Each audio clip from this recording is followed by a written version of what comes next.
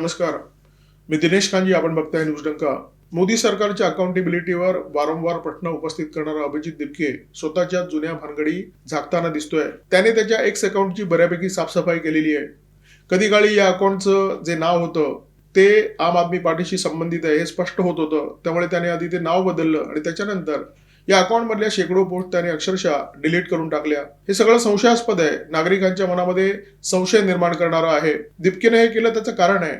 त्याला त्याची एक नवी ओळख बनवायची होती आणि त्याच्या आधी जुना इतिहास पुसणं त्याच्या दृष्टीने अत्यंत आवश्यक होतं. त्याशिवाय त्याला लोकांना मूर्ख बनवता येणं शक्य नव्हतं. दिपके या खूप मोठ्या खेळाचा एक खूप छोटा मोहरा आहे. या खेळाचा खरा सूत्रधार वेगळाच आहे. मी काल सुद्धा म्हणालो होतो, ये बेखुदी बेसबब नहीं है गालिब, कुछ तो है जिसकी पर्दादारी है. कॉक्रोच जनता पार्टीचा पर्दाफाश करणाऱ्या पोस्टची सध्या सोशल मीडियावर लाट आलेली आहे. माहितीचा अक्षरशः महापूर आहे. परंतु या महापुरामध्ये किती माहिती खरी आणि किती माहिती खोटी हे ठरवणं कठीण झालेलं आहे. एक विदेशी इन्फ्लुएन्सर आहेत सँड्रा पार्कर यांनी एक अत्यंत खळबळजनक, अत्यंत धक्कादायक अशा प्रकारची पोस्ट टाकलेली आहे. ही पोस्ट अभिजित दिपकेच्या विरोधात आहे. या पोस्टमध्ये या पार्करबाई असं म्हणतात की अभिजित दिपके हा पॉर्न ऍडिक्ट आहे आणि त्याने एका मोठ्या पॉर्न साईटचं प्रीमियम सबस्क्रिप्शन घेतलेलं आहे. बराच वेळ याचा पॉर्न साईटवरच जात असतो. या बाईने अभिजित दिपकेचा ईमेल आयडी सुद्धा या पोस्टमध्ये टाकलेला आहे आणि आश्चर्याची गोष्ट म्हणजे या पोस्टचं फॅक्ट चेक करण्याचं आव्हान तिने त्या इन्फ्लुएन्सरला दिलेलं आहे जी मंडळी सतत अभिजित दिपकेचा उदो करत असतात, त्याचं समर्थन करत असतात. आता आम्ही या पोस्टचं ना समर्थन करत आहे ना खंडन करत आहे, परंतु अशा प्रकारच्या अनेक पोस्ट सध्या सोशल मीडियावर जबरदस्त व्हायरल झालेले आहेत. काही सोशल मीडिया हँडल मात्र या संपूर्ण प्रकरणाचा अत्यंत गंभीरपणे पाठपुरावा करत आहेत असं चित्र दिसतंय. याच्यामध्ये अभिजित मित्रा अय्यर, ऑफिस ऑफ विजय पटेल, स्टारबॉय तरुण अशी अनेक सोशल मीडिया हँडल आहेत. ही हँडल कॉक्रोच जनता पार्टीच्या विरोधात पोस्ट तर करतायत, परंतु आपली माहिती देताना त्या माहितीच्या पुष्टीर्थ अनेक पुरावे सुद्धा सादर करण्याचा प्रयत्न करतायत. आणि याच मंडळीने असा वारंवार दावा केलेला आहे की अभिजित दिपकेने त्याच्या एक्स हँडलवरच्या अनेक पोस्ट डिलीट केलेल्या आहेत. सोशल मीडियावर ही जी माहिती दिली जाते की अभिजित दिपकेने त्याच्या एक्स हँडल मधल्या बऱ्याच पोस्ट डिलीट केलेल्या आहेत, याची खातरजमा करण्यासाठी आम्ही ग्रो क्लास प्रश्न विचारला की हे सत्य आहे का? अभिजित दिपकेने खरोखरच त्याच्या एक्स हँडलवरच्या बऱ्याच पोस्ट डिलीट केलेत का? ग्रोकने जे उत्तर दिलं ते आमच्यासाठी किंबहुना तुमच्या सगळ्यांसाठी अत्यंत धक्कादायक आहे. अभिजित दिपकेने एक्सवर म्हणजे पूर्वी ज्याला ट्विटर म्हणतात त्याच्यावर अकाउंट सुरू केलं 27 जानेवारी 2014 रोजी. 2014 ते 2020 या काळामध्ये एक्सवर त्याची एकही पोस्ट अवेलेबल नाहीये. अपवाद फक्त 2017 मध्ये त्याने फक्त एक पोस्ट टाकलेली आहे. 2021 नंतर मात्र दरवर्षी सरासरी 1000 पोस्ट या अकाउंटवर टाकण्यात आलेल्या आहेत. आता कल्पना करा, जो माणूस सोशल मीडियाशी संबंधित आहे, जो आम आदमी पार्टीचं सोशल मीडिया एकेकाळी हँडल करत होता, अशा माणसाने 2014 मध्ये त्याचं एक्स अकाउंट सुरू केलं आणि 2020 पर्यंत त्याची एकही पोस्ट नाहीये. कोण विश्वास ठेवेल? अर्थ स्पष्ट आहे की अभिजित दिपकेने त्याच्या पोस्ट शेकडोच्या संख्येने डिलीट केलेल्या आहेत. ग्रुपला आम्ही पुन्हा एकदा विनंती केली की अभिजित दिपकेने ज्या पोस्ट डिलीट केलेल्या आहेत त्याचा तपशील जरा आमच्यासमोर ठेवण्याचा प्रयत्न करा. तर काही पोस्ट ग्रुपने आमच्यासमोर ठेवल्या, त्याच्यामध्ये अनेक पोस्ट सीएच्या विरोधात आहेत. एका पोस्टमध्ये अभिजित दिपके असं म्हणतो की धर्माच्या आधारावर जर नागरिकत्व देता येईल तर धर्माच्या आधारावर ते काढून सुद्धा घेता येईल. फॅसिझमची सुरुवात झालेली आहे. आणि ही पोस्ट त्यांनी कधी केली? राज्यसभेमध्ये जेव्हा सीएए विधेयक मंजूर झालं तेव्हा त्याने ही पोस्ट केलेली आहे. दुसऱ्या पोस्टमध्ये तो असं म्हणतो अभिजित दिपके की नरेंद्र मोदी देश नाही, आरएसएस संसद नाही और मनुस्मृती संविधान नाही. तिसरी त्याची एक पोस्ट आहे, ती पोस्ट अमित शहा यांच्याबद्दल आहे आणि त्या पोस्टमध्ये अभिजित दिपके असं म्हणतो this man is more dangerous than Narendra Modi. अभिजित दिपकेची आदित्य ठाकरे यांच्याबद्दल सुद्धा एक अत्यंत गमतीदार पोस्ट आहे. आणि ही पोस्ट काय आहे सांगण्याच्या आधी अलीकडेच आदित्य ठाकरे आणि सौरव दास यांची जी भेट झाली त्याच्याबद्दल मी तुम्हाला सांगू इच्छितो. तुम्ही फोटो बघितला असेल, दोघेही भेटले आणि दोघांनी एकमेकांचं खूप कौतुक केलेलं आहे. तर अभिजित दिपकेने आदित्य ठाकरे यांच्याबद्दल एकेकाळी असं म्हटलं होतं, त्यांना प्रश्न विचारला होता की आर यू पप्पू, म्हणजे तू पप्पू आहेस का? आणि पुढे जाऊन त्यांनी असं म्हटलं होतं की तू असं म्हणतोस की आरे मधलं एकही झाड पाडू देणार नाही, परंतु तुझे वडील म्हणजे उद्धव ठाकरे हे मेट्रो भवनचं उद्घाटन करतायत. तू मुंबईकरांना खोळे समजतोस का? मुंबई को पागल समजता है क्या? असा अभिजित दिपके याचा प्रश्न आहे. मला वाटतं ही जी सगळी ठाकरे मंडळी आहे त्यांनी मातोश्रीच्या गच्चीवरून सगळी लाज लज्जा खाली भिरकावून दिलेली आहे आणि त्याच्यामुळे आधी ज्या लोकांनी यांच्या तोंडावर चिखल मारला, तोंडात चिखल घातला, अशा सगळ्या लोकांना हे खूप आनंदाने मिठ्या मारत असतात, त्यांचं कौतुक करत असतात. सुषमा अंधारेपासून सौरव दास पर्यंत शेकडो उदाहरणं तुम्हाला सांगता येतील. अभिजित दिपकेच्या ज्या बाकी पोस्ट आहेत त्याच्यामध्ये कलम 370 हटवण्याच्या केंद्र सरकारच्या निर्णयाचा निषेध करण्यात आलेला आहे. उमर खालिदचं समर्थन करण्यात आलेलं आहे. शेतकरी आंदोलनाचं समर्थन करण्यात आलेलं आहे. अभिजित दिपकेने हे अकाउंट ऑप्टिमिस्टिक या नावाने वापरलं, म्हणजे त्याच्यामध्ये आप हा शब्द येतो, जो शब्द सांगतो की याचा आम आदमी पार्टीशी संबंध होता आणि 2020 पर्यंत हे अकाउंट तो वापरत होता. परंतु या सगळ्या पोस्ट त्यांनी डिलीट केलेल्या आहेत, कारण त्याला आपशी जो संबंध आहे तो तोडायचा आहे किंवा तो जनतेच्या समोर ठेवण्याची त्याची इच्छा नाहीये. बोस्टनला गेल्यानंतर त्याने त्याच्या अकाउंटचं जे नाव आहे ते बहुधा बदललं, कारण त्याला त्याचा चेहरा बदलायचा होता, त्याला त्याची ओळख बदलायची होती आणि त्याच्यामुळे त्याने या अकाउंटचं नाव ठेवलं अभिजित दिपके, कारण त्याला कोकरोच जनता पार्टीचा प्रयोग करायचा होता.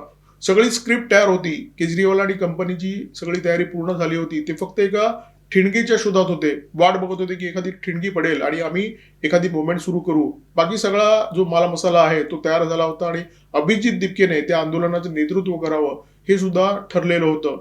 आता तुमच्या लक्षात आलं असेल की अभिजित दिपकेने त्याच्या एक्स अकाउंटमध्ये ज्या पोस्ट आहेत त्या शेकडोच्या संख्येने डिलीट का केल्या, कारण एक खेळाची पटकथा तयार होती, एक आंदोलन करण्याची तयारी पूर्ण झाली होती, जे आंदोलन अमेरिका प्रायोजित होतं, तिथून फंडिंग येणार होतं आणि बाकी सगळा मालमसाला तयार होता. फक्त एका ठिणगीची ही मंडळी वाट बघत होती आणि याच्यामध्ये सगळ्यात मोठा अडथळा ठरवत होत्या अभिजित दिपकेच्या त्या पूर्वीच्या पोस्ट, ज्याच्यामध्ये त्याचा आणि आम आदमी पार्टीचा जो संबंध आहे, त्याचा आणि अरविंद केजरीवाल यांचा जो संबंध आहे तो स्पष्ट होतो आणि त्याच्यामध्ये हेही स्पष्ट होतं की हा माणूस गेली अनेक वर्ष आम आदमी पार्टीच्या पालख्या नाचवतोय, केजरीवालांना खांद्यावर घेऊन नाचतोय आणि केजरीवाल जी भूमिका घेतात तीच भूमिका जनतेच्या समोर मांडण्याचा प्रयत्न करतोय. त्याच्यामुळे ही जी ओळख आहे ती पूर्ण अभिजित दिपकेसाठी अत्यंत आवश्यक होतात आणि त्यामुळे त्याच्या अकाउंटवरच्या शेकडो पोस्ट त्याने डिलीट करून टाकल्या. 2020 ते 2023 या काळामध्ये त्याचा जो आम आदमी पार्टीशी संबंध होता तो मात्र त्याने लपवला नाही, कारण 100% खोटं कसं काय बोलणार, कारण कुठेतरी या पोस्ट मिळणारच, कुठेतरी व्हिडिओ मिळणारच ज्याच्यामध्ये अभिजित दिपके अरविंद केजरीवालचं समर्थन करतोय, नरेंद्र मोदी यांना शिव्या घालतोय आणि आम आदमी पार्टीचा कार्यकर्ता आहे आणि आम आदमी पार्टी कशी विजयी व्हावी याच्याबद्दल बोलतोय. हे कुठे ना कुठेतरी मिळणार हे या मंडळींना माहिती होतं. त्यामुळे अभिजित दिपकेने वारंवार सांगितलं की मी 2020 ते 2023 या काळामध्ये आम आदमी पार्टीचं काम करत होतो, कारण ही ओळख पूर्णपणे नाकारणं त्याच्यासाठी अशक्य होतं. त्याला लोकांनी पुरावे दिले असते की एकेकाळी तू तर अरविंद केजरीवाल यांची धुणीमांडी करत होतास, आपसाठी काम करत होतास, मग अचानक आज स्वतंत्र ओळख घेऊन तू कसा काय निर्माण झालास. आणि हे टाळण्यासाठी 20 ते 23 या काळामध्ये त्याचं आणि आम आदमी पार्टीचं जे कनेक्शन होतं ते मात्र त्याने लपवून ठेवलं नाही. बरं, लपवाछपवी फक्त दिपके करतोय अशातला भाग नाहीये. सगळीच कॉक्रोच मंडळी काही ना काहीतरी गोष्ट लपवण्याचा प्रयत्न करतायत. सौरव दास हा कॉक्रोच जनता पार्टीचा दुसरा महत्वाचा चेहरा, ग्रेटर कैलाशमध्ये राहत होता, भाड्यावर राहत होता. त्याला सुरुवातीला प्रश्न विचारण्यात आला की 10-12 लाख भाडं महिन्याला तुला कसं काय परवडतं, आणि त्याच्यानंतर लपवाछपवीचा एक सिलसिला सुरू झाला. हा बंगला त्याला कोणी स्पॉन्सर केला, हा बंगला स्पॉन्सर ज्याने केला त्याचा भाडे करार कुठे गाळ झाला, या बंगल्यामध्ये भाड्याने राहण्याच्या पूर्वी त्याने पोलीस व्हेरिफिकेशन का केलं नाही, अशा अनेक गोष्टींचे प्रश्न सौरवदास टाळण्याचा प्रयत्न करतोय. बरं, जेव्हा सोशल मीडियावर हे प्रश्न विचारण्यात आले की ग्रेटर कैलाश पोलिसांनी सौरवदास तिथे राहत होता त्याचं व्हेरिफिकेशन का केलं नाही, तर पोलिसांनी सुद्धा छानबीन सुरू केली. पोलीस मुळाशी जाऊ लागले. पुद्दचेरीमध्ये त्याचं मूळ घर आहे, म्हणजे पॉंडिचेरीमध्ये. तिथे पोलीस धडकले, तिथे त्याच्या आईवडिलांची चौकशी केली सौरवदास बद्दल आणि त्याच्यामुळे सौरवदास प्रचंड भडकला. त्याने त्याचा त्रागा सोशल मीडियावर व्यक्त केला की मला टार्गेट केलं जात आहे, माझा सूड घेतला जातोय. आता तू 100 प्रश्न जर केंद्र सरकारला विचारू शकतोस, केंद्र सरकारच्या मंत्र्यांना विचारू शकतोस, तर तू कोण मोठा लॉर्ड फॉकलंड लावून गेलास की तुला पोलीस प्रश्न विचारू शकत नाही, तुझ्या घरी जाऊ शकत नाही, तुझी चौकशी करू शकत नाही. बरं, पाकिस्तानचे पोलीस काही तुझ्या घरी जात नाहीये, भारतीय पोलीस जात आहेत आणि ते विचारतायत, तुझी चौकशी करतायत, त्यांच्या प्रश्नाचं उत्तर दे आणि प्रश्न संपव. तू प्रश्न टाळतोयस कशाला आणि सोशल मीडियावर बोंबा कशाला ठोकतोयस की मला टार्गेट केलं जात आहे. आता अभिजित दिपकेला जंतर मंतर 2 सुरू करण्याची सुरसुरी आलेली आहे. 15 ऑगस्ट म्हणजे स्वातंत्र्य दिनापासून हा उपक्रम सुरू करणार आहे. एका पार्कमध्ये हा गेलेला आणि त्या पार्कमध्ये तिथल्या लोकांनी त्याला हुसकावून लावलं की हा पार्क म्हणजे लोकांची फिरण्याची आणि मुलांच्या खेळण्याची जागा, इथे राजकारण करू नका. अक्षरशः हाकलून लावलं, कारण लोकांना हे लक्षात आलेलं आहे की ह्यांचे इरादे काहीतरी वेगळे आहेत. कालपर्यंत हे विद्यार्थ्यांबद्दल बोलत होते, परंतु झारखंडमध्ये हे फिरकायला तयार नाही आहेत.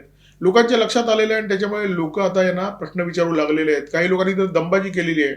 याच्या पुढे जर नरेंद्र मोदींना तू शिव्या घातल्यास तर याद राख, तुझी ती अवस्था करू. बरं, जी काही मंडळी या अभिजित दिपकेच्या विरोधात आणि नरेंद्र मोदी यांच्या बाजूने बोलत आहेत ते काही भाजपचे लाभार्थी नाही आहेत, सर्वसामान्य जनता आहे ज्यांना असं वाटतंय की नरेंद्र मोदी यांच्या हाती हा देश सुरक्षित आहे. या मंडळींचा बुरखा फाडण्याचं काम फक्त जनता करत नाहीये, न्यायालयाने सुद्धा हे काम सुरू केलेलं आहे. पंजाबच्या बाबा Faridkot university of health science मध्ये फार्मसीचा पेपर फुटला, या परीक्षेमध्ये घोटाळा झाला आणि या घोटाळ्याच्या बाबत पंजाबच्या विद्यार्थ्यांमध्ये प्रचंड संताप होता, आंदोलन सुरू झालं. सौरव दास आणि अभिजित दिपके यांना जेव्हा जेव्हा याबाबत पत्रकारांनी प्रश्न विचारला तर पहिल्यांदा त्यांनी प्रश्न टाळण्याचा प्रयत्न केला आणि जेव्हा त्यांच्या लक्षात आलं की प्रश्न टाळता येत नाहीये तेव्हा त्यांनी अशा प्रकारे कोणता घोटाळा झालाच नाही असं सांगून कानावर हात ठेवले होते. म्हणजे अरविंद केजरीवाल आणि त्याच्या पक्षाच्या लोकांनी जी भूमिका घेतली होती की पंजाबमध्ये कोणताही पेपर फुटलेला नाहीये, या कॉक्रोच मंडळींनी सुद्धा तशा प्रकारची भूमिका घेतली होती. परंतु पंजाब पोलिसांची कारवाई काही वेगळंच सांगत होती. या संपूर्ण प्रकरणामध्ये पंजाब पोलिसांनी 27 उमेदवारांना म्हणजे 27 परीक्षार्थ्यांना अटक केली, जे वायरलेसचा वापर करून, पेन कॅमेराचा वापर करून या संपूर्ण परीक्षेमध्ये कॉपी करण्याचे प्रयत्न करत होते. आणि अशा 7 लोकांना अटक केलेली आहे की ज्यांनी या संपूर्ण परीक्षा घोटाळ्यामध्ये सहभाग घेतला होता. म्हणजे पंजाब पोलिसांची कारवाई सांगत होती की घोटाळा झालेला आहे, परंतु कॉक्रोच मंडळी मात्र नाकारत होती.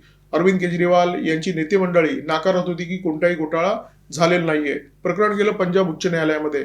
काही परीक्षार्थींनी या प्रकरणी पंजाब उच्च न्यायालयामध्ये जनहित याचिका दाखल केली. या याचिकेची सुनावणी झाली न्यायमूर्ती संदीप मोडगिल यांच्या एकसदस्यीय खंडपीठासमोर. या खंडपीठाने या याचिकेच्या संदर्भात पंजाब सरकारला पहिला आदेश दिलेला आहे आणि पंजाब सरकारला स्पष्टपणे सांगितलेलं आहे की फार्मसीच्या ज्या 454 पदांसाठी सरकारने ही परीक्षा घेतली होती त्या पदांमध्ये कोणतीही भरती करण्यात येऊ नये जोपर्यंत या प्रकरणाची संपूर्ण सुनावणी होत नाही. न्यायालयाला त्या जनहित याचिकेमध्ये प्रथमदर्शनी काहीतरी तथ्य वाढलं असेल आणि त्याच्यामुळे न्यायालयाने हा आदेश दिलेला आहे. पूर्ण सुनावणी झालेली नाहीये, परंतु या प्रकरणामध्ये काहीतरी काळबेरा आहे हे पंजाब पोलिसांच्या कारवाईने स्पष्ट झालेलं आहे.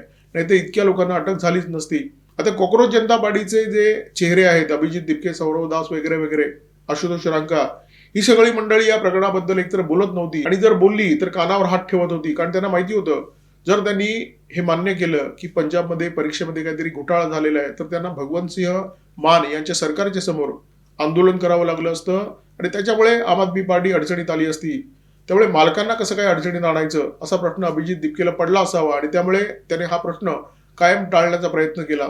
परंतु पंजाब उच्च न्यायालयाने त्यांचा पडदा सुद्धा आता फाश केलेला आहे. म्हणजे लक्षात घ्या, कॉक्रोच जनता पार्टी आणि अभिजित दिपके हे जे प्रकरण आहे ते जुनी बाटली नवी दारू असं सुद्धा नाहीये किंवा जुनी दारू नवी बाटली असं सुद्धा नाहीये.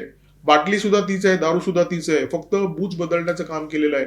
म्हणजे आम आदमी पार्टीची टोपी काढली आणि फक्त कॉक्रोच जनता पार्टीची टोपी घातली, एवढाच फरक आहे. आणि हा फरक लोकांना दिसू नये म्हणून त्या अकाउंटची साफसफाई करण्यात आलेली आहे. शेकडो पोस्ट डिलीट करण्यात आलेले आहेत आणि जनतेची दिशाभूल करण्याचा प्रयत्न करण्यात आलेला आहे. असं दाखवण्याचा प्रयत्न करण्यात आलेला आहे की मी युवा आहे, जेनझीचा प्रतिनिधी आहे आणि माझी पार्टी कोरी आहे. याचा अर्थ असा आहे की विदेशी पैसा, विदेशी टूलकिट आणि विदेशी स्क्रिप्ट याच्या आधारावर जे भारताचं राजकीय चित्र बदलण्याचा प्रयत्न करत होते अशा लोकांची हवा काढण्याचं काम त्याच सोशल मीडियाचा वापर करून काही सोशल मीडिया वॉरियरनी केलेलं आहे आणि ते अत्यंत यशस्वी झालेलं दिसतं. हे दिपकी आणि मंडळी आहेत त्यांचे जे मुखवटे आहेत ते पूर्णपणे ओरबाडले गेलेले आहेत आणि त्याच्या मागचे जे क्रूप चेहरे आहेत ते आता जनतेच्या समोर आलेले आहेत. तुर्तास इथे थांबतोय. व्हिडिओमध्ये माझ्यासोबत होते ओमकार भागवत, व्हिडिओ एडिटर अजय शेळके. नमस्कार आणि धन्यवाद.